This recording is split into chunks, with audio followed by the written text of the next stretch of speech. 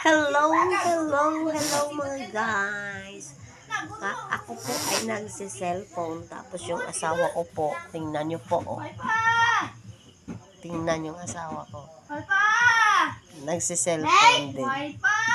Tapos yung mga anak namin, kaming mag-asawa, nagsi-cellphone. Samantala yung mga anak namin naglalaro ng taguan. Ay nako. Silang magkakapatid na tatlo. Naglalaro sila ng taguan. Samantala kami mag-asawa nagsi-cellphone. Ay nako. Ay pasigaan yung suga.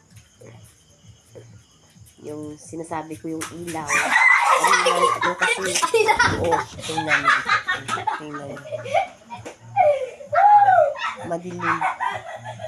Madilim yung bahay namin kasi yung ilaw pinatay nila.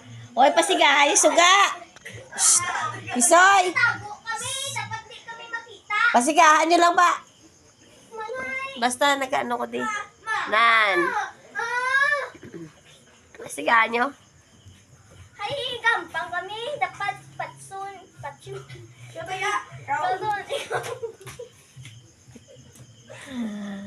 Yung mga nanay at tatay, bising-busy sa cellphone.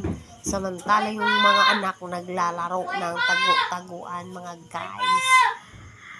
Kasi tapos na kaming kumain. Nakapaghapunan na kami. Kaya hindi pa kami natulog. Kaya lumaro-laro muna sila. Ganun yung pamumuhay sa probinsya. Mahirap. 7, hindi pa 8 o'clock. Hindi pa kami tulog. Pero mamaya tutulog na din sila. Pero naglalaro pa sila ng taguan dito sa loob ng aming bahay. Mga anak namin. Yung mga anak namin naglalaro ng taguan. Samantalang ako yung nakahiga dito. Parang tamad ba? Nakahiga. Nagpa-vlog. Humihiga. Ang isang tao doon, tingnan nyo, pinasiga, dumananday, suga. Pinaila ng tingnan nyo. Naglalaro sila ng taguan. Naglalaro sila ng taguan.